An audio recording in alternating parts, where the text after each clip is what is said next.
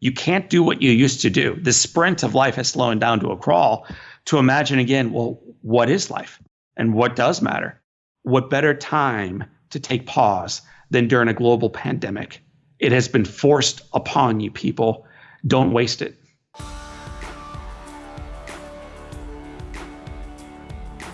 Hi everyone, welcome back. I'm Michael Sandler, your host on Inspire Nation. If you've ever wanted to live an inspired life, then do we have the In Awe Show for you.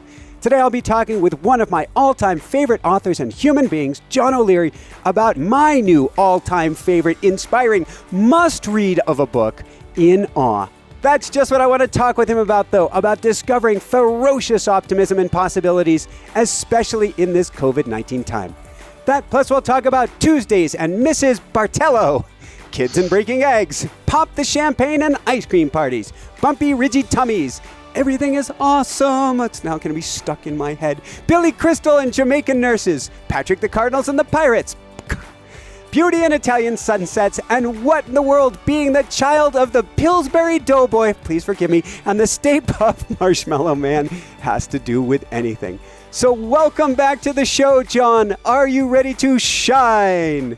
For the 3 listeners still tuning in, yes, I'm all in. And believe it or not, as crazy as that intro is, I'm here at home nodding my head, smiling, and I can't wait to explain why every one of those odd terms you just used, Michael, matter and matter profoundly to me, to you, and to every one of your listeners. Woohoo! It's going to be awesome, man. So thank you. I'm delighted to be back. Second time on. Awesome. And you are ready to shine, and you are on fire, metaphorically at this point in life, thank God. But with that said, before starting this kind of got my energy going. It was random coincidences. I just watched Johnny B. Goode played with Michael J. Fox and Coldplay live, and if you haven't heard that. So segueing from there, did you really get to play the piano at the MGM Grand Amphitheater before 18,000 people with no fingers? So to understand how in the world that's even possible, I have no fingers because at age 9, I got burned on my entire body, 100%. 87% was 3rd degree. It is absolutely a death sentence. And although I survived with scars. And although I survived after missing my fingers. They amputated them. And this little boy, Michael, as you know the story now, he goes on to spend the majority of his life hiding from this story, trying to fit in, trying to be ordinary. And yet through an awakening, I recognized that it's not about being ordinary. It's not about just disappearing into the shadows. It's actually about letting your light shine. And so, yes, indeed, a little dude with no fingers from Missouri, of all places, took a flight out to the MGM in Las Vegas, spoke, and I think there were 23,000 all in at this theater that day, and jammed the piano. Oh my God. And I'm going to, so maybe let's have a little bit of your story, but before we do that, you are out of the hospital. I think it's only been 5 or 6 months. You had no business doing anything, relatively speaking. And on another level, you had every business doing everything. You've got one arm up like a chicken wing. The other one barely moves. You've got boxing gloves on for gauze pads. And in comes the piano teacher. And what did you think to yourself? Man, so what you need to know about John O'Leary is I hated the piano before I got burned. Yeah. So the idea of going through what I went through and coming out of the hospital and being home in a wheelchair and having a morphine drip cruising through my veins and having no fingers and the chicken wing up on the left side, everything you defined was bad enough. I mean, that's a horrible position to find yourself in as a child or as a human being. And here I am, and the doorbell rings and Mrs. Bartello comes in, and it becomes very clear that my mother has invited her in to teach me piano. And so the question that you asked was, John, what did you think? But I thought there was no way in the world that she was there for me or that there would be any chance whatsoever that a little guy like myself could ever play the piano again. That's what I thought. And what's fascinating to me is your mom and Mrs. Bartello were sending you the most powerful message. I've got a boot camp next week. I'm working with people on subconscious blocks. Your mom didn't give you a chance to have a subconscious block because she was just putting it in your face, wasn't she? Mm. Well, it's amazing what movement can do. I think we get in those blocks when we decide to sit exactly where we are, having a pity party for ourselves, imagining with certainty that our best days are behind us. And what my mother insisted upon was that was not going to be my plight in life. And so she comes into that kitchen where I was seated in the wheelchair. She unhooked the brakes of my wheelchair, rolls me away from the pity party. Down a hallway she takes me, right into the living room. Mrs. Bartello is seated. And now there's this little dude named John O'Leary, 9 years old, morphine, playing the piano. And the cool thing about action, like moving forward, is it gets you unstuck. It gets you out of that rut that we've been in. And so I was in that rut for a while. But for the 30-minute piano classes that I had with Mrs. Bartello, for a moment, man, I was making music again. And although I hated it, Michael, there was part of my soul, part of my spirit that was renewed in playing music again, like realizing, wow, I'd lost a lot, but not everything. So you're in the MGM Grand. You're tapping away on the keys. You don't think anybody's looking. It turns out, I don't know if it's one of the organizers of the event that you're going to be speaking at, comes up from behind you. What did he say? What was your response? And then how did you feel when you ended up playing Amazing Grace? So, man, a week before this, I am at home in St. Louis, Missouri. My wife and I go to a concert, and we see a kind of a garage, kind of okay band called Coldplay. Okay, so Coldplay is jamming, man. And it is just one of the best dates we've had together as a couple. It's just so much fun. We had a blast and sang loud every song. And so now I find myself a week later in the exact same size theater in the middle of it. And I'm a motivational speaker, so I'm there primarily to speak. That's why they brought me out. But right on the side stage, there's this grand piano. And it just brought me right back. And I'm like, man, what the heck? I'm going to act like Chris Martin for a moment. So I walked over to it, sat down. I know 3 songs from Coldplay, and one of them is called The Scientist. So I started rocking out The Scientist by myself. There's no one in the room. And then I get tapped on the shoulder, and the guy says, I didn't know you knew how to play. And I said, man, I don't. And the response was, I think you do. I just heard you. Would you play tonight for my family? That's the term they use, family. But, you know, there were going to be 23,000 people. So I said, I don't think that's a good idea. And the individual said, I think it's a phenomenal idea. So I said, fair enough. What would you like to hear? And the response was, what was your mother's favorite? And I said, man, my mom loves Amazing Grace. So she said, then I want you to play Amazing Grace for my family tonight. So that day, not only am I nervous when I speak to a group of 4 Girl Scouts, you know, let alone 23,000 salespeople, I was terrified of sitting down at the end of that to play the piano for these folks. I'd never, ever done that publicly. And so I really had some apprehension about what this could be. But at some point, Michael, you recognize it's not about you. Whether you're doing a podcast, you're living in your life, you're going on a nature walk, it's just... Man, a whole lot of the anxiety we feel is because we're making it about us. And a lot of that anxiety goes away when it's not. So I stopped making it about me. I walked over to that piano. I said a quick prayer. I collected my thoughts and lifted my left hand, then my right hand, and started slowly playing Amazing Grace and just let the Spirit take over. And it was one of the most powerful 2.5 minutes of my professional career to sit back, let this thing rock out, having no idea what was happening with everyone else, because I don't have fingers, man. I got to stay laser focused on the keys. So I'm pretty motivated to stay present. And then I stop playing. I look up, and you got 23,000 people on their feet applauding. And the beautiful thing about music and the beautiful thing about spirituality and faithfulness is it cuts through all the BS that divides, whether that's religion or political beliefs or citizenship. In the room that day, there were people from 32 different countries. But music and life and love and beauty, it cuts through that and it connects us together as one human family. So it was beautiful to see that room rise. And since that time, Michael, I played the piano at almost every live speaking event. I would have loved to have been in your head during that. Would you play? No, I won't play, because you knew you were going to play. The minute he asked, your ship was sunk because you have a problem with excuses and you would have had to call yourself on it. Am I right? So one of my weaknesses, and I mean this, I hope it's taken by your audience and you as appropriately, I love to think less of myself. Mm-hmm. But I ultimately know that the answer is yes. Yeah. And so I you know, when people ask for the first volunteer, I'm not usually the first one to raise my hand. I'm that's just not my persona. But I also know when someone needs something, when someone asks something, the answer is already done as soon as the question was asked. So I knew it was going to come around to me playing the piano. But I also knew I didn't want it to be on the first ask. I like it. All right, we're going to dive a little bit more into your story in a little bit here. Before we do that, you said you saw Coldplay, and I think they were playing The Scientist. And I want to talk about the question why. And you say kids are our natural scientists. What do you mean by that? Well, what is a scientist? Ultimately, it's people who probe what we know and imagine something better than what we currently see. It's people who are always probing the depths of the universe, saying, gosh, how far does it really go? How big is it really? How little is it actually? And they force us to think so much farther beyond than where we currently are. And they challenge our beliefs on what is possible going forward. So the scientist, and there's not that many of them out there, except there's a whole generation of them. And they exist between the ages of about 1 and 5. Every single one of these little people are scientists. They probe everything, always. Just ask their parents, everything. Ask their teachers, always. And they do so by frequently asking questions. They want to know why things are the way they are, and ultimately, is there a better way? And Michael, after they ask the question enough times, usually the parents or the rabbi, the pastor, the teacher, whoever's in front of them, explains to them, here's why it is this way. Stop asking why and go to bed. Go to bed. Lower your hand. Fill out the question. It's a Scantron. There's only 4 options here. It's not D, or it's not E. It's A through D.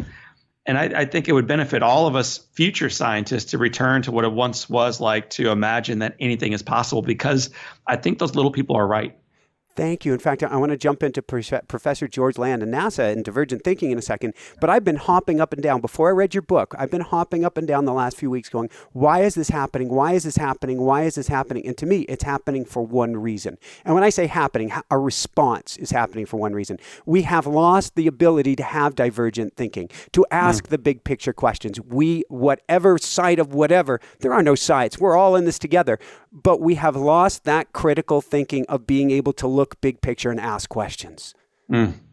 It's so true. And yet those who do the greatest things in their life, and I'm not a big, I view success perhaps differently than many. I'm not as much about the money or the Facebook followers or whatever else. It's the ability we have to elevate to our God-given abilities to really achieve profound things in our life. Whatever amount of talent you have, if it's 1, awesome, double it up, baby. If you were born with 1,000 talents, phenomenal. Let's grow that exponentially. Let's really touch the world, touch the universe through your gift, through your life.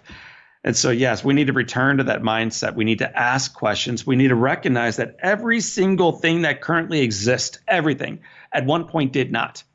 Whether it's a printing press, an iPhone, a microphone, an airplane, a wedding band, anything that exists at one point did not, until someone said, gosh, what if we tried this?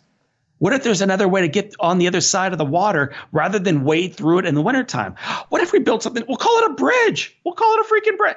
It was never there until some person looked at it and said, what if? What if? And I think that little mindset that we have as children, gosh, can you imagine how that could impact what our society looks like, or what the world looks like, or what our marriages or singleness might look like, or what our addictions or our anger might look like going forward if we started poking and saying, gosh, why is it the way it is, and how do we make this thing even better?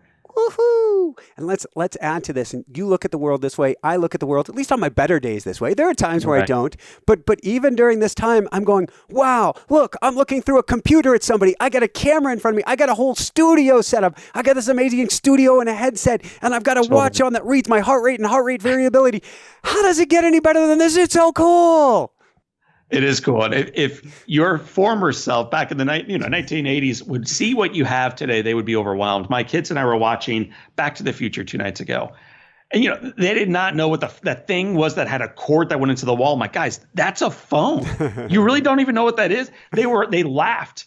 And so the way our society has progressed is so radical that we actually take it for granted. So when you and I are on a Skype call right now and it doesn't work the very first time, it's like, well, dude, what is wrong with Skype? Ridiculous. It sucks. And it's like, seriously, 2 human beings from 1,400 miles apart are having a conversation, connecting their hearts, seeing each other eye to eye. And we're complaining about it took 1 extra dial up to get us to connect. It's just crazy how we take the things in life so for granted so quickly. So thank you. So let's go from there. And I'm loving the synchronicity because we watched Back to the Future a couple of days ago, which led us to watching watching him with Coldplay playing earlier today, Michael J. Fox. So I love the synchronicity in here. Professor George Land, NASA test on divergent thinking and 5-year-old kids and paperclips. So what we've found is that the younger you are, the more likely it is for you to have divergent thinking. And what that means is you and I, at this point, Michael, believe that there's one way to get down the road, and it's straight ahead. That there's one way to turn in an assignment. There's one way to craft an email. All this stuff, there's one way to get it done. Kids don't view life that way. They view it as multifaceted. They view it as all the colors in the rainbow plus two additional ones that we don't even know yet. They see all different opportunities laying out in front of them. So divergent thinking, the test that you're describing, they put in front of a group of people 100 paper clips, and they said, what can you do with these? And most of us say, well, I guess I could put paper together. Okay, so now we got one thing. But kids find dozens, multiple dozens, and sometimes even several hundred things that they can do with paper clips. They come up with crazy ideas like, well, if it was bigger, I could make it a paperweight. It doesn't just hold paper together. It could be a weight. And they come up with all these creative ways to use something as simple as a paper clip. They have a divergent way of viewing everything, which is why they're as naturally curious and creative as they are. And my guess is the whole world, so as we're sort of locked up, sort of coming out, depending on when you're listening to this, if you look at this as it is what it is, then you're very myopic. There's one way to get down the road. If you look at it as, wow, this is actually an opportunity. No matter how we're getting the smack down, and both you and I have gotten the smack down, yes, there is another way. Maybe it's zigzagging down the road. Maybe it's going down the road backwards. Maybe it's coming up with the flying car. But there are things that we can make out of this time that turn this into something special. So you guys listening at home and viewing us might think, gosh, O'Leary needs to get a life. But anyway, you can judge me later on for this next quote. But we also watched during this pandemic something called Groundhog Day. And the reason I had my family watch it is because on social media, we kept seeing people as they're drinking their wine or cursing their fate, talking about my Groundhog Day. And, day 42 of Groundhog Day, day 71 of confinement. And so I watched Groundhog Day with my family. And what many people are quoting the negative side of Groundhog Day are missing is that, yes, Bill Murray or Phil Connors in the movie, well, he goes on to go from hating his confinement to actually fully embracing it. He learns French during this time. He learns how to play the classical piano during this time. He learns how to ballroom dance. He learns how to become an ice sculptor. He learns when a kid is going to fall from a tree so he can be there to catch him right on time. He learns when some dude is choking in a restaurant so he can run in, save his life right on time. He learns the name of every individual's name in the community and what he can do to support them during that day. Rather than cursing his fate, Bill Murray, Phil Connors, learned to fully embrace his fate. And in doing so, it not only changed everyone else's life in the community, which is our calling. That's your calling. But it also changed his own life. It changed the way he saw the world, which eventually changed the world itself. And he was asking, without the words being said, how can I serve? He went from it's all about me, it's miserable, I'll kill myself with a toaster, I'll jump out, it's miserable. From that me experience to the we. And that changed everything. Well, you brought up the toaster, and I'd forgotten that he was suicidal for like 30 different scenes. I mean, he tried everything, and none of them worked. Thank God. None of them worked. We should recognize, though, that last year in the United States, 1.5 million Americans attempted suicide. And so for them, it wasn't a joke. For them, it wasn't a movie. And for us, it's a tragedy. And this pandemic has only made things, I believe, worse. But now here's the cool thing. We have an opportunity to redefine what we think success is individually and collectively going forward. We have an opportunity during these days of confinement and during these days of isolation and during these days where you can't do what you used to do. The sprint of life is slowing down to a crawl, to imagine again, well, what is life? And what does matter? And who does matter? And what does that look like going forward? So my hope for all of us, and I'm preaching to me first and foremost, but for all of us, is that when life goes back to normal, not if, when life goes back to normal, when COVID-19 fades, when the economy bounces forward, that we don't return to normal with it, that we come through this thing more grateful, more attentive to the details of life that matter, more aware of who matters and what success really means. Because if that happens through this chaos, this will not be wasted time, and this will not even in fact be wasted lives. Like we in fact can change the world for better through this crisis moment.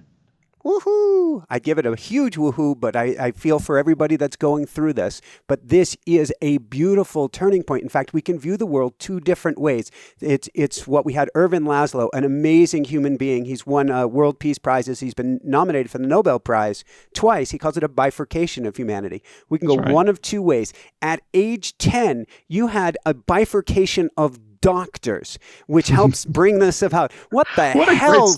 There's no way you planned this, but I love the segment, man. Yeah, no, that's not in the notes. But what the hell did the first world-class hand surgeon tell you after looking at your charts? Because this is what we're looking at. We're looking at the world, and it can be one surgeon or another. Right. So, in the book that I wrote called In Awe, this is part of like chapter 4, and it's the question, what do you see? Yeah. So kids see life with wonder, which leads to 5 questions that naturally pop through their curiosity. And question number 4 is, well, what do you see? What do you see? And what could you see? So when I went to see this first surgeon, we drove 7 hours, Michael, just to get there. And I'm missing my fingers. We'd read that he does a radical surgery that cuts into the web of your hands, and they make little fingers out of what was formerly palm. So it's a crazy procedure. My mom and dad walked me in. They put me then in a wheelchair because I just get exhausted in these early days. And the doctor walks in. What I remember most distinctly about him is he never once made eye contact with me. We met with him for over an hour. Never once looked me in the eyes. I'll never forget it. I'm only 10, but I'll never forget that. He talked about me. He not once spoke with me. I'll never forget that either.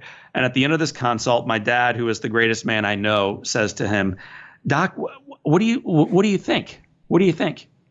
And the doctor looked toward me, not at me. He just kind of glanced toward me, looked back at my dad and said, "Denny, if he was a horse, I would shoot him." No. And that's one way to see a child. It's one way to see amputations. It's one way to see COVID-19. It's one way to see a recession. It's one way to see a marriage or a singleness or a sunset or a sunrise. It's one way to view life. But I want to share the second story. You mentioned that there were 2 doctors, and the first doctor led me down that first path, the second down the appropriate path. His name is Carlos Papalardo. He's 93. He's alive. We Skyped recently. This is a great man. And when you hear this story, you're going to know why. So I'm 10 years old now. It's a week later. I'm now in this guy's waiting room. And then eventually we get led back into the consult room. My mom and dad and I are sitting in this room. A doctor walks in looking at a chart. And while he's looking at the chart, he's singing in Italian. I barely have a grasp of English, so I don't know what he's singing, but I know it's Italian, and it sounds almost like a lullaby. It just sounds packed with joy. Yeah. And he looks at the folder the entire time. Then he sits down without looking at any of us. He claps his hands together loud and says, "My goodness, are you telling me today I get to visit with the miracle boy himself, John O'Leary? What luck is this? My goodness." And he claps his hands, shuts the folder, and then he starts singing again as he walks out of the room. Never looked at us. And then the door slowly opens back up, and a guy pokes his head around the doorway and says, "Oh no, were you in here the whole time? I'm so embarrassed." And eventually he walks in. What I remember most about this guy, he did not talk to my parents. He walked right over to me, looked me in the eyes and said, "Tell me, are you the miracle boy himself? Are you John O'Leary?" And I'm 10, so I'm just in awe. And I look up at him and I smile and I say, "Yes, I am." And he goes, "May I shake your hand?" And I said, "Yes." And he shakes my hand with both of his hands. And he goes, "Miracle boy, it is an honor. It is an honor." And he had to have this beautiful accent. Long story made very short. My mother asks him, "Doctor, what do you think? What do you think? When you see my son's hands, what do you see?" And his response was, "When I see your son's hands, I see something as beautiful as an Italian sunset." He saw the exact same brokenness that the other man wanted to say, "If he was a horse, I'd shoot him." And this man, through his song and through his wisdom, sees an Italian sunset. We eventually choose him. He does, I believe, 4 to 6 surgeries on my hands, cuts into the webbing, gives me back my fingers, allows me to have an opportunity to move forward into my days. And man, every single time he'd do these surgeries, he'd come into the room, he would pour champagne, well, he'd pour hydrogen peroxide, H2O2, on my wounds. It would bubble up and he's, "Oh, it's time for us to have a champagne party, John." And man, I had the time of my life during these consults. I should have been in pain and I should have been sad, but those moments were full of outrageous joy. And it wasn't because of me. It wasn't because of my burns, it was because of this phenomenal physician and the way he chose to view life. And that's so important. We can choose to see whatever we want, even or especially during this time. There's another cool question. So that's chapter 4. What do you see? I want to go to chapter 3. Says who? And the importance of challenging that voice in your head, which is what your son Patrick is challenging you like crazy on a plane flight.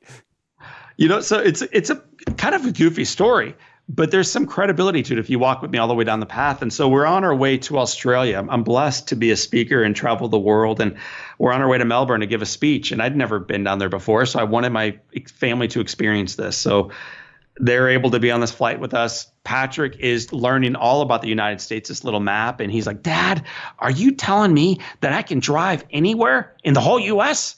So I explained, yeah, you can. Isn't that awesome? What a blessing. What a gift. Even through mountains and over waterways. Like, yes, they connected it all. And then he sees this little state in the middle of nowhere. What about that one, Dad? It's Hawaii. So I'm like, well, Patrick, that's the only one you can't drive to. He's like, when I get older, I'm going to build a bridge to Hawaii, Dad. Then you can drive to it. So I, of course, immediately explained it's too far. 1,500 miles or whatever Hawaii is from LA, it's way too far. You'll never be able to bridge that far. And his response was, who says? Says who? And I'm like, well, Patrick, it's too far. There's ocean waves. You got to go too far down. And he kept saying, says who? Says who? But if you really think about the things that have been invented in life, whether it's the United States as a democracy or the great things that have been done in your life, Michael, even you surviving what you went through with 2 titanium hips and to be able to do what you do today, most people would say that's impossible. And our job as leaders, as servants, as sojourners along the path is to challenge that and say, man, says who? Says who? So Patrick challenged me, and he's really encouraged me to challenge others when they have a limiting belief of what is possible going forward. That was when I had the doctors, and I had, 5, 6 operations between 10 and almost 12, and spent those long nights in the hospitals, first on morphine, then off morphine, throwing up. So I understand a little bit of what you went through, but yes. The docs told me what I couldn't do. But I didn't believe them. It was says who, exactly. I believe too frequently we believe in those in front of us. And it's really important as we journey through life that we choose wisely who we're paying attention to, because they will influence how we show up. I think for your listeners choosing you today, what a beautiful decision to choose life-giving messages. That is a beautiful decision. What you should recognize, though, is the majority of society chooses otherwise. Those of us who tune into mainstream media, last year they did a study, Harvard Business Review, 94% of news stories were negative. This during a period of time where unemployment was historically low, stock markets were at a historic high, and in spite of 2 pretty nice-sized bellwethers on how things generally are going, 94% of news stories were negative. That's before COVID-19. That's before unexpected unemployment. That's before everything we're dealing with right now. So I beg your listeners to choose wisely and who they tune into. Thank you. And I'm going to riff off of that, which is choose wisely the voices you listen to in your head. This is where we ask, whose is this? Because the voices in our head, I believe, are even worse. They're amplified by what we watch in the news. And by God, don't put any of that junk on before you sleep, because you're wiring it into your subconscious. But we get to become hypercritical, not of ourselves, but of catching the voices in our head during this time and peeling it away. Well, we call that the echo chamber. And man, you get an idea in your head and it's going to start binging around until you make it, you believe it. Yeah. And your beliefs will inform your life. It's gonna inform your dreams. You talked about, man, subconscious, you're gonna dream about that. Indeed, you will. They're finding all this research that people are having more nightmares now than ever before. Why? That's kind of strange. It's because the last thing they do before they go to bed is they see how many deaths occurred in Italy last night. And it blows them away, and it makes them so sad. And then they go to bed, and then they have nightmares. So yes, the echo chamber is incredibly important. The beautiful thing is you own it. So you can let out the negativity. You can choose the optimism. You used the term earlier. I love it. Ferocious optimism. Man, that's powerful. We adults need frequently to relearn that, but children know it naturally. They know the power of ferociously believing tomorrow will be better than today. Woohoo! So I'm going to go to chapter 6. We're going to go through some of these questions. Why not? And you talk about releasing the brakes. And I can remember being in the children's hospital. Maybe it was operations 5 and 6. It was the only time I got to be in a children's hospital. They had me on this wheelchair that had a long wooden thing out in front of it, like plywood, my legs out straight. And I learned that I could wheelie the wheelchair. I would release the brakes and I could actually have fun with the wheelchair. So what does it mean to you to release the brakes, and why not? We are confined, and I think it goes back in a mighty way to that story we shared earlier about the piano class. That idea of being tied to a table, tied to an experience, tied to a past, tied to a scar, tied to the way someone said to you when you were a child, you can't do that. And you believe it for the rest of your days. I spent a lot of my life a victim to what happened to me as a child. Yes, my mother unleashed my brakes when I was 9 years old toward the piano, and that's a healthy first role or first step forward. But I got to be honest with you, Michael, that didn't save me. That didn't ultimately bring me forward in life. I spent the majority of my life hiding in the shadows and trying to be who I was not, and not fully embracing who I actually was. And so when you talk about releasing the brakes, that goes back to the mindset, and that goes back to informing everything you dream, what you believe, what you say, the actions you take, and ultimately the life you are going to live. So I want to go from there, and we may dive back into this, to a decision. It's all what you're talking about is a decision. And there was one profound decision. Mama's hero. Just let's put it out there. Your mom, both of your parents, but your mom is like rock star. You're in the hospital. You've burned 100% of your body. Your mom first comes into or finally comes into the ER, because at that point nobody's probably talking to you, and you're freaked out of your mind. Yes. What did you ask her? Well, man, I'm 9. Like, it's hard to hear a story like this and see through the lens of an adult. And in fact, when I tell the story, I don't even feel like it's me. I feel like I'm telling it about another character, but somewhere deep in it's interesting because you actually use you go third person on us, and you say, well, John said, and John did. And there's a lot to that. Part of that is ego and probably trying too hard to not have it. What I recognize looking back at my story is how little I have done by myself. So many of your listeners, many of your guests have done some terrifically, outrageously beautiful things in their life. And I view my life in such a lens that I realize I'm only here because of the actions of those around me. But I have to stop you there. I have to call you on this, John. I knew you would, but I'm just telling you. I'm telling you, this is a weakness of mine. But it is a belief. It's an internal belief, and it informs how I show up. And so when you hear John say "we," that's in part beautiful to give credit to the community and to God. There's a bit of a weakness, though, not to take some of the deserved attribution for showing grit, and for showing up, and for fighting forward, and to having dreams, and to moving toward them. And Michael, I recognize that. But hey, brother, we're all working on life, and we are a work in progress. And part of the journey is the joy of taking the next step. Yeah. And John, full disclosure, I have been working on it my whole life. It is kind of what fuels everything that I do. I still have what I call the screw-up gene in me, which is I've been taught that everything's going right, that you're going to blow it, you're going to ruin things. And it goes back to my earliest days, and to my mom, and to her earliest days, and her mom, and her earliest days, and to her mom. It was my gift that helps me keep going. And I work on those wounds, and I have smoothed out the groove in the record, but it can still come back at real. COVID-19 brings everything up and puts it in a magnifying glass, but it is here to serve me. But with that said, bringing it back to you, a horse to water. Everybody in the community could have done everything they wanted. But if you didn't make the choices, and ultimately if people listening today choose in this bifurcation, choose to see the world differently, choose to fight for it, we're all going to make it. If you choose not to, done deal, end of story. You have made some powerful choices that you yourself had to make. And we look at things like debridement. Oh, my dear Lord, I can't even imagine. And you joke about it, that we were talking pop the champagne. That fizzing going on your fingers, that ain't comfortable. It's not, but the beautiful thing about grit, about faith, and about a vision is it allows you to move past the hurdles of today. You see the lens of possibility far beyond the current pains that you're enduring.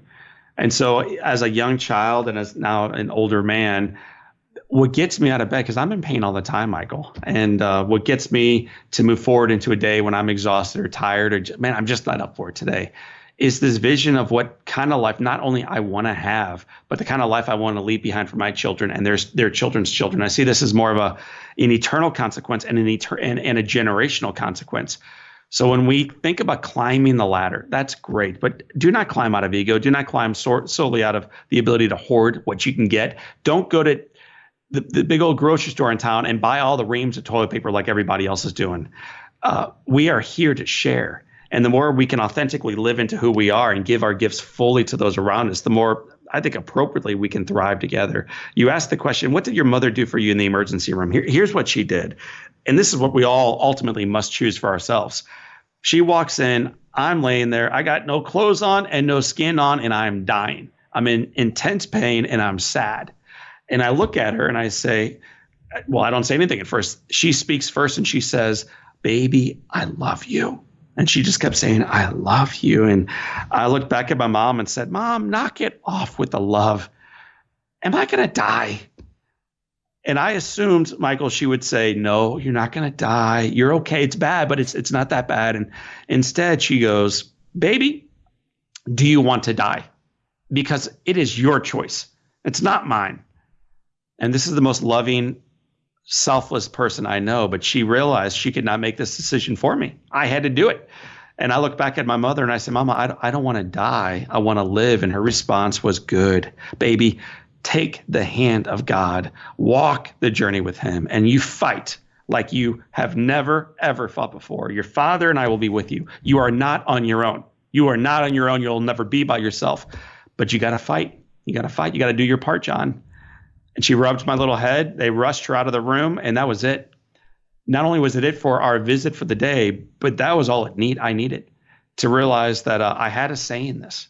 You know, Michael, I like to say you can't always choose the path that you walk in life, but you can always choose the manner in which you walk it. You can't always choose, like what you went through as a child, what you go through sometimes in your life, what you've gone through with your spouse. I mean, we've all got storms that we've endured. And yet, by the way, I love those two words together, and yet, and yet, damn it, that's good. And yet you get to decide how you move forward. And so a little boy with no chance decided the heck with it. I'm going to do my part. I'm going to fight. Woohoo! So I got to go off script here, John.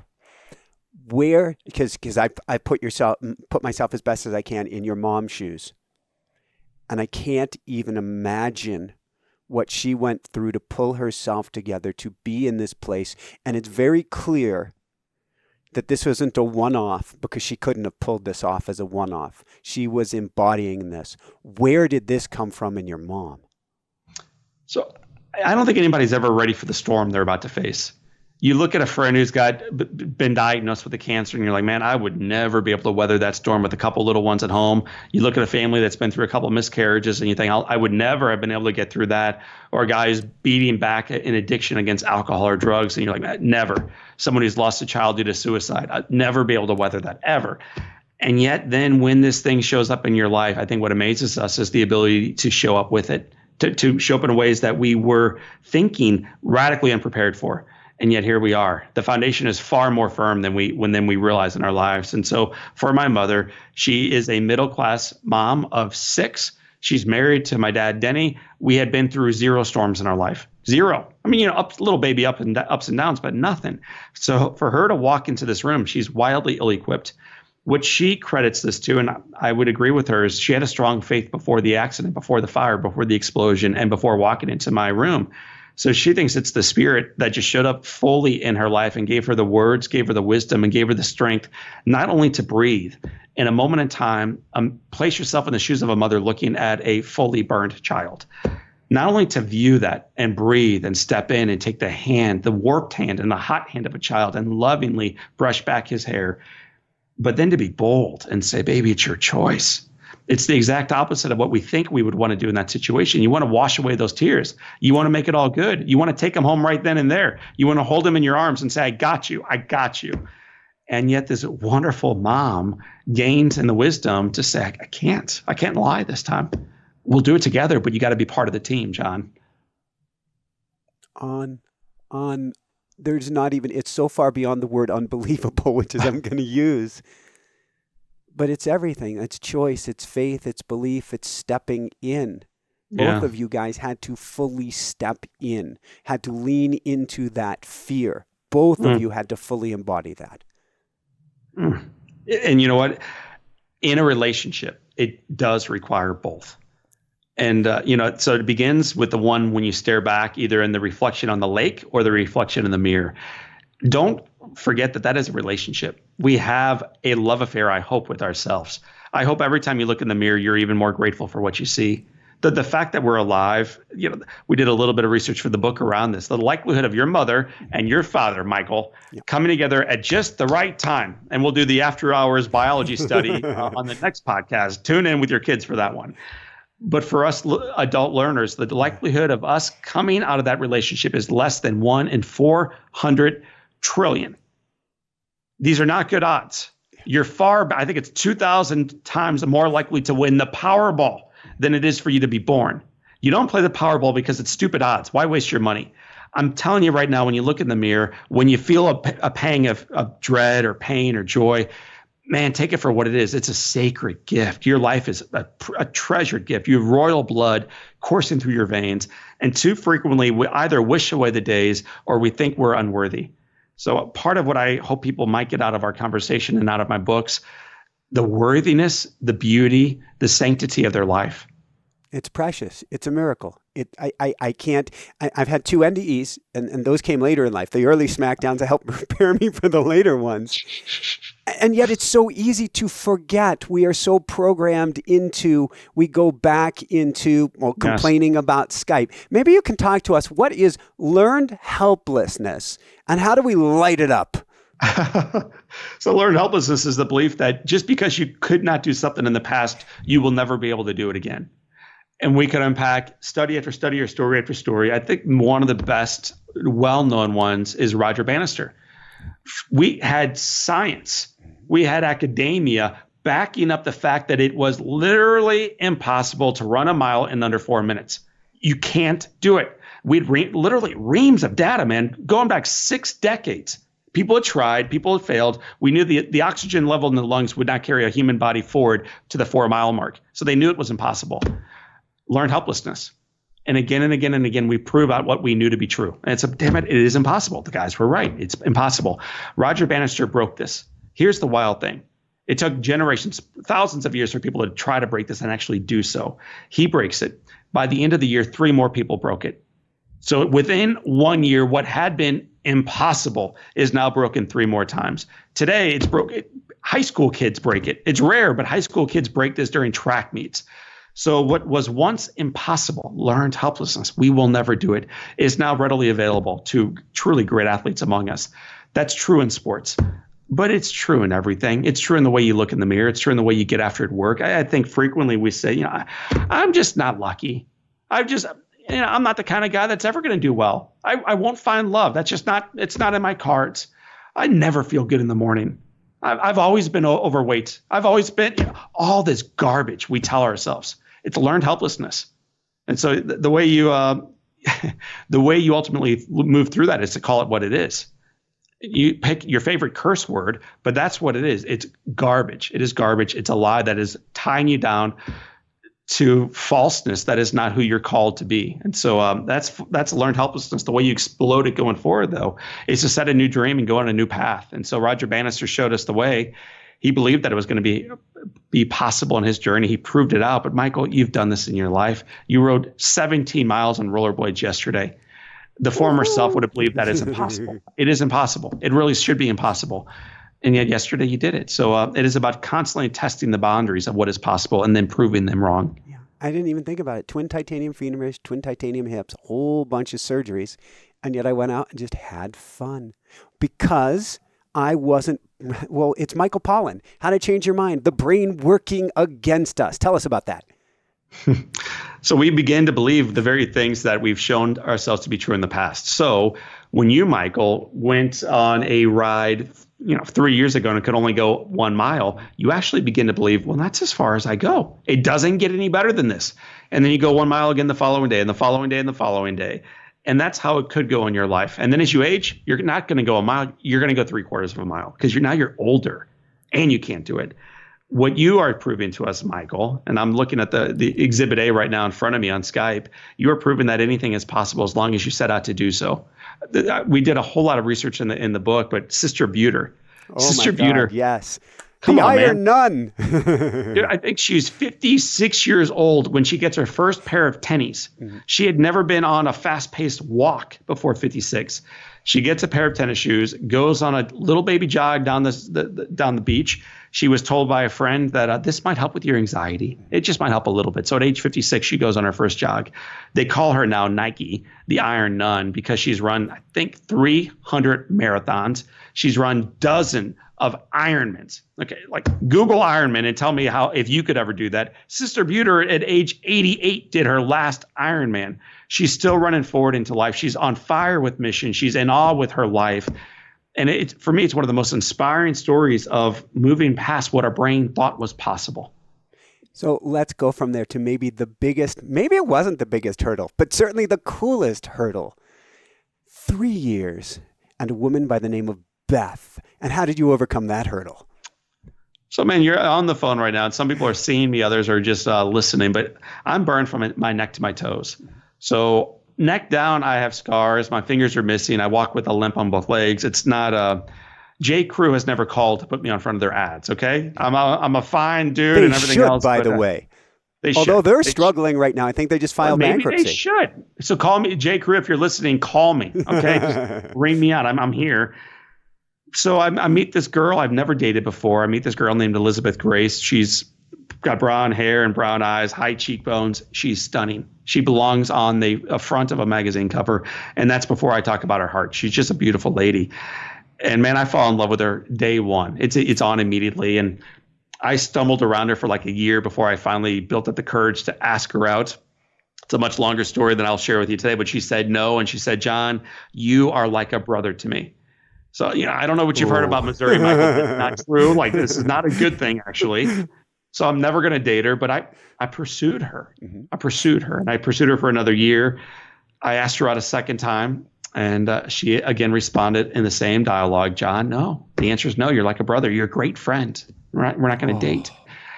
And at first, I had that pity party that I think most of us have when the dreams we set for ourselves go unaccomplished. And that happens for all of us all the time. And then my life changed completely and has remained changed when I stopped making that relationship about what I could get out of it. I was pursuing Beth, if I can be just wildly candid, for what I could get.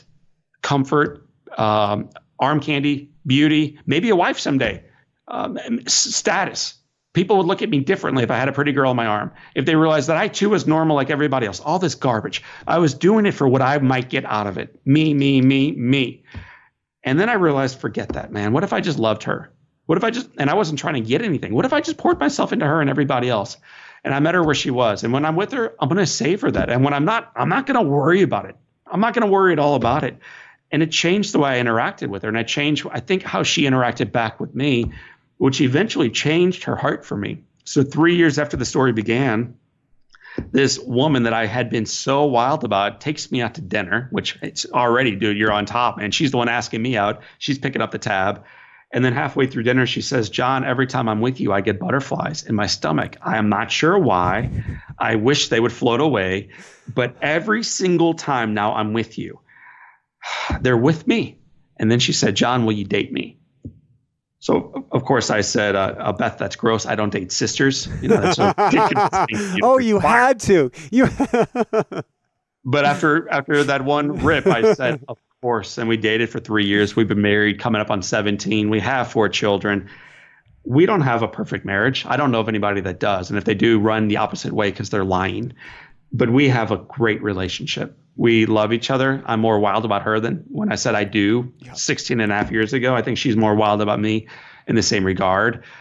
And we're trying to do life better together. So one thing I'll say for anybody in relationship right now, whether it's day one of it or year 60, is most people think you just kind of get old together.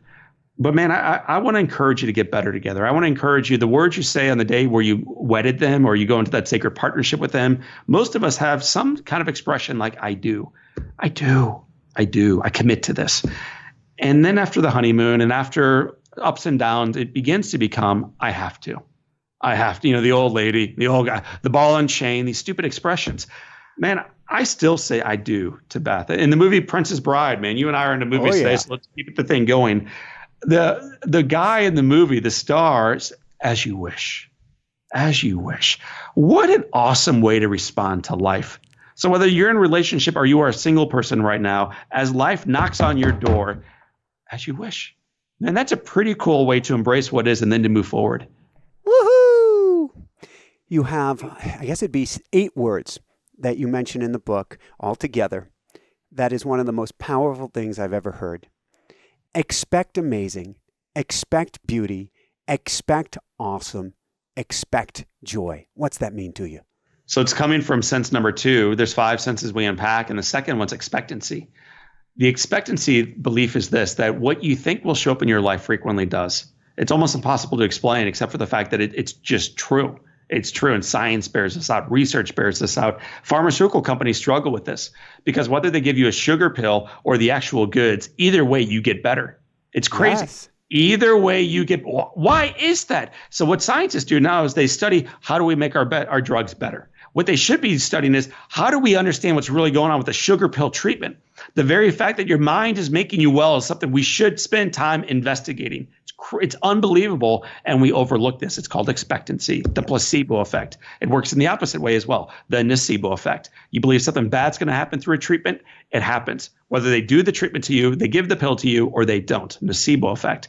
So it's the power of the mind to influence the future. I want to pause you for one quick sec, because that nocebo effect is everything right now, not just with COVID-19, not just with diagnosis, but if you think and believe and tell yourself or tell those around you this is going to be a miserable, horrific experience, it's a miserable, horrific experience, but it doesn't have to be. And on that point, 2 things from our own business and my own life. Number 1, my business. I'm a speaker. 94% of my revenue disappeared on March 4th. So 94%. We have 8 employees around here, like people I love, people I respect. It's over, seemingly, if that's the way you want to view it. That's the nocebo effect. We're done. The morgue's down the hall. Let's go.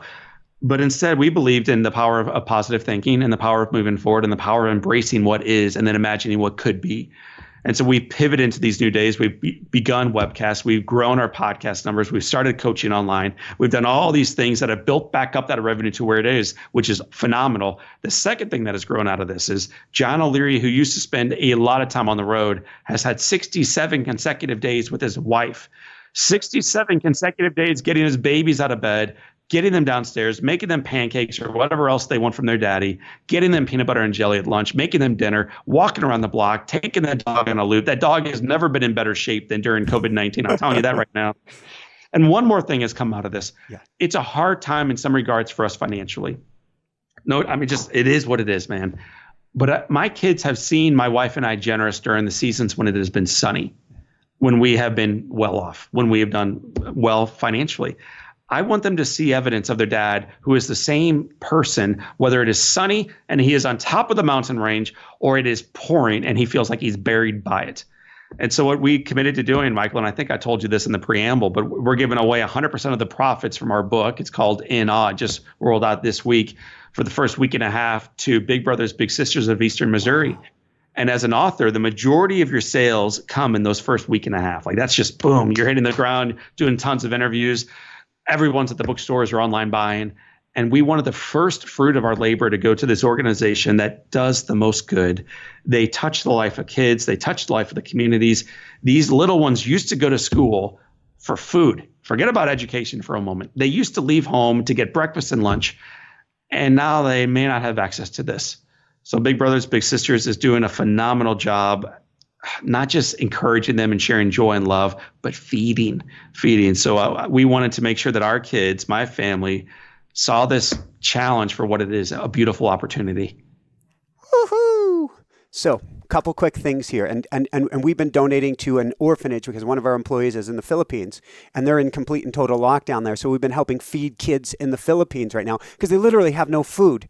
Yes. First off, John, I want to work together with you. I don't know what that looks like. I'm putting it out on the table for us to figure that out over time. We can work together with Matt maybe, but we have to do something together. And let me know if there's ever, I'm saying that on air, anything we can do to help. I'm in. And that goes both ways. Our mindset, you're talking about Matt Immersion, who's another one of my friends, reminding us that every day, everybody, every individual, including the one in the mirror, matters. I love his heart. Michael, I love yours. And I think the more we connect together and build what does not yet exist, the more we can use a tragedy, whether it's a fire, an accident as a child, COVID-19, as something that in fact can be redeemed for something beautiful. My grandfather, he is my hero. And on September 17th, 2001, we had lunch together right after 9/11. It's the first time the restaurants were open. So it's when we broke isolation, but we were waiting for the next shoe to drop. You got to place yourself back in those days where we knew there were more attacks coming. We didn't know where and when or how, but it was on, and the worst days were going to be in front of us. We knew that. And my grandfather that day shared over lunch that he bought 2 stocks heavily, made big investments in Boeing Airlines and in American Airlines. This right after 4 planes went down 6 days earlier. Everyone knew the manufacturing would fall apart. Boeing's going to go way down. Everyone knew the markets were going to drop. Everyone knew American Airlines was going to fall. And my 82-year-old grandfather is going all in on these stocks. So I practically spit out my lasagna or whatever was in my mouth at that time and say, Grandpa, why would you do this? Why? And he calmly said, John, do you know why they call us the greatest generation? And I said, no. He said, well, it's not because we survived the Depression. John, anybody tries to get through bad times. So that's not why we're the greatest generation. And it's not because we went off and we fought in the Pacific or in the European theater during World War II. John, the reason they call us the greatest generation is because we never, ever forgot the lessons we were taught along the way.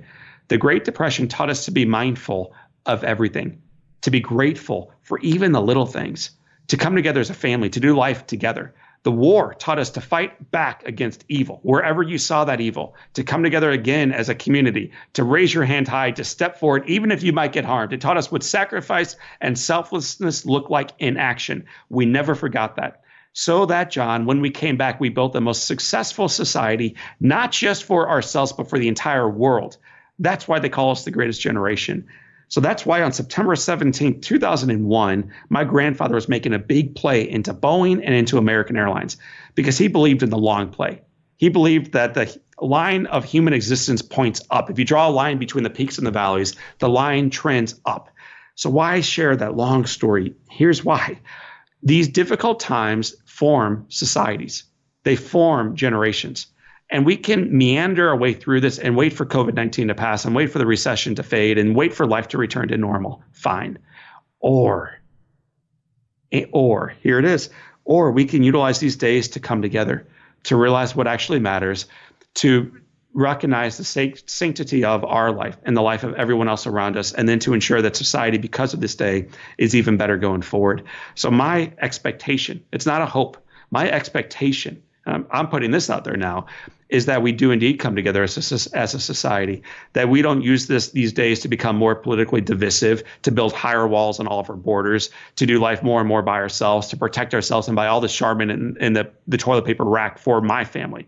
But we recognize that what happens in one part of the world happens in all, that what happens in China happens right here in Missouri and in Colorado and everywhere else. We are one freaking family. So grab your passports, but then burn them, because ultimately we are in this thing together. Woohoo! Huge hug. I know I've got to let you go. In theory, I'm going to get into questions. If you don't have time, that's fine. But first, where can people go to find your amazing book, which I'm not kidding, is the most inspiring book perhaps I've ever read since On Fire, written by John O'Leary as well. So I love both those books. It's like having kids. So, you know, when someone says, who's your favorite? The one in front of you asking the question is always my favorite child. As far as the books go, you can learn all about the book In Awe anywhere you find books, but specifically go to readinawe.com. And not only can you learn about John O'Leary, the speaker and the author and everything else, but there's a 21-day challenge. There's no cost. I'm not going to sell you anything. It's a 21-day challenge to recognize the power of your next step, the truth that hope still matters, and the reality is that your best days are in front of you and you are not alone. So we released this when COVID-19 began spreading. We've had tens of thousands of folks go through it. It's a really cool program. And I just encourage you to go to readinawe.com. You'll see my goofy smiling face right when you show up. I'll be waving at you, and then you and I can take a 21-day trip together. Woohoo! You said before the show, you said this is, in a sense, the hardest time to be releasing a book. And I think from an individual, you said your income down 94%. Holy smokes. Conversely, we need this book now, John, more than ever. If ever there was the perfect timing to get it in people's hands, it's now. Man, yes. And I like sharing stories when I make points, hopefully. And hopefully the stories back up the point and they motivate people to move. I spent 3 years as a hospital chaplain in my late 20s. And in one of the visits, I met a gentleman who was dying. And he was in a hospital bed by himself. The room was gray. There were no flowers. There were no cards. There were no balloons. And the drapes were drawn. And he shared with me a story I'll never forget. He said, John, if you'd met me years earlier, you would have seen a man who was on top of the world with success. I had it all. I had everything. And John, in the pursuit of that success, I lost sight of the things that actually mattered. I chased it so hard and so fast that I lost my marriage. And then work became so stressful that I turned to alcohol and I turned to drugs to self-medicate. Those decisions, and then what I did as a result of them afterwards, caused me to lose full touch of my relationship with my 3 girls. John, I've lost everything. And then he looked to his right, Michael. He coughed. He looked back at me and he said, John, I've got to the end of my life. I've climbed to the top of the ladder. And I realized from the very top that I had the thing leaned against the wrong damn wall. And Michael, dude, I have goosebumps right now going back to that visit, back to that man in that bed dying, saying I'm at the tippity top of the ladder, recognizing now that the thing was leaned against the wrong damn wall. I wrote this book to remind people the importance of leaning their ladder against the right freaking wall. That doesn't mean you had it against the wrong wall, but I'm telling you right now, the wall you lean it against will influence how you climb and where you go. I can think of nothing worse than to become successful at things in life that don't matter at all, at all. And so I want people to thrive. I want people to climb high. I want people to savor the day, to recognize the miracle of the journey, to see beauty in their life and beauty in the lives of those around them, but to make sure they are ultimately climbing in the right direction. And to put a bow on it, what better time to take pause than during a global pandemic? It has been forced upon you, people. Don't waste it. Thank you. I think you don't need to say another word. I was going to ask, I'll put it out there. We can call it good right here. Last words of wisdom, or specifically, what are you telling your children at this time? So I think kids learn by watching, not hearing. And so I'm telling my kids every day, watch dad. Watch how he smiles at the door. Watch how he comes back in time to make you guys lunch. Watch how he cleans up the dishes after himself so your mom can do what she's got to do to homeschool you 4 little kids during a crazy season. And she teaches 28 kids with special needs online. Watch how he comes home, and even though he's tired, he's physically sore all the time. Watch how he plays basketball with you with a smile. Watch how the answer is never no when you say, Dad, can we play ping pong? Can we play Risk? Can we play Monopoly? Watch how even during a season when people should be hoarding, they think. Your daddy's trying to give it all away. Watch, kids, watch. So I'm not telling them, I'm telling them I love them. I'm telling them I'm wild about their mom. I'm telling them to turn off the news, but mostly I'm telling them to watch. And I want to be an example that is worthy of being seen and worthy of being modeled. Woohoo! Gotta let you go, John. Thank you for all the extra time. This has been, I have been without words more in this interview than like in the last dozen or more interviews. This has been so incredibly beautiful, and you are living life in awe and on fire. It's interesting. Our book was supposed to come out September. It's been pushed back to January, and it is called Awe, which actually stands for the automatic writing experience, how to tap into God and write through the words of God. Amen. And woohoo!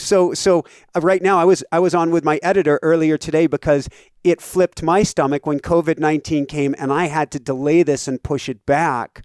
But all as you, so that things could happen in the right order for the right reason to help the most people. Man, and so that sense of awe, I write about it in the final sentences in the entire book. When astronauts come back from space, all of them are changed.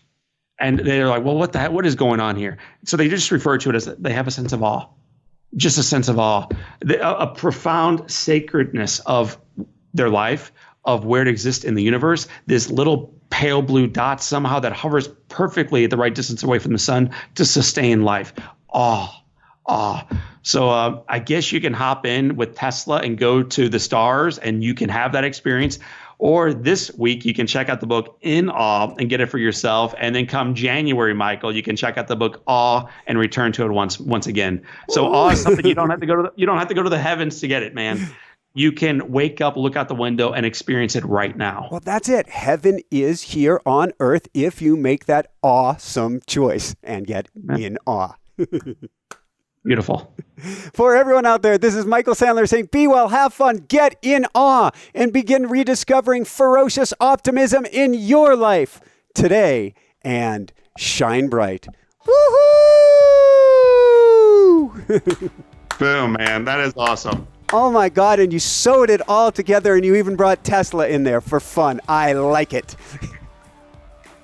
Dude, your energy, your spirit, your heart, your mind are awesome. If you're watching this, then you are a light worker. You're a light warrior, and I want to help.